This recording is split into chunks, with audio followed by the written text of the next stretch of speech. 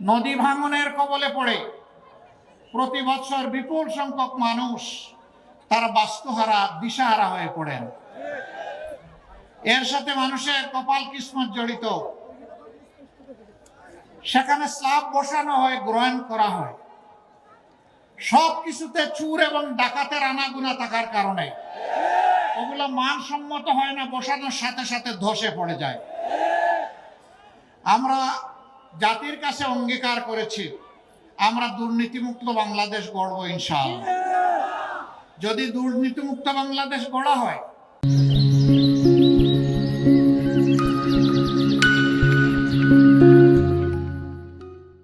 তাহলে আর এই স্ল্যাবগুলা নদী গর্ভে চলে যাবে না।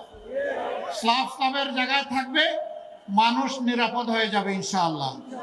দুনিয়ার বহু দেশে এই নদীগুলা সম্পদ, এর নাব্যতা, খরস্রোতা মেনটেন করার কারণে মাটি উর্বর হয়, মৎস্য সম্পদ তৈরি হয়, নেভিগেশন বা নৌপথে চলাচল সহজ হয় এবং স্বল্প খরচে হয়।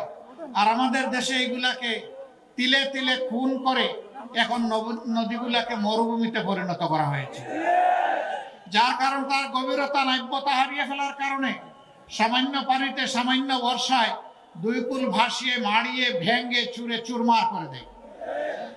এটা কি একদিনে হয়েছে? এটা 54 বছরে তিলে তিলে হয়েছে। কেন? নদী খননের জন্য, ড্রেজিং এর জন্য আমাদের কি কোনো বাজেট ছিল না? সব বাজেট ছিল। সেই বাজেটগুলা বালু খেকরা খেয়ে ফেলেছে। সেখান থেকে বালু উঠানো হয়নি, বালুর সাথে হাত মিলিয়ে নিজেরাই টাকা হজম করে ফেলেছে। জানি না কতটুকু ওদের পেটের ভিতর থেকে এই টাকাগুলো বের করে আনা সম্ভব হবে, তবে আমরা আমাদের হাতকে তৈরি করছি পেটে ঢুকানোর জন্য।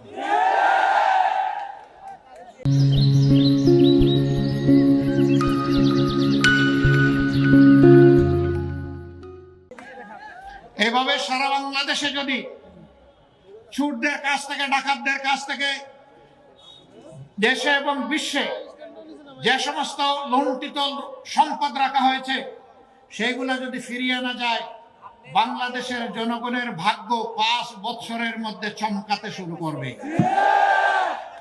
নতুন করে যদি আর কোনো চোর ডাকাতের হাত জনগণের সম্পদের দিকে না আগায়, তাহলে বাংলাদেশ আলহামদুলিল্লাহ ইবনে বতুতার আমলে সেই গৌরব ফিরে পাবে।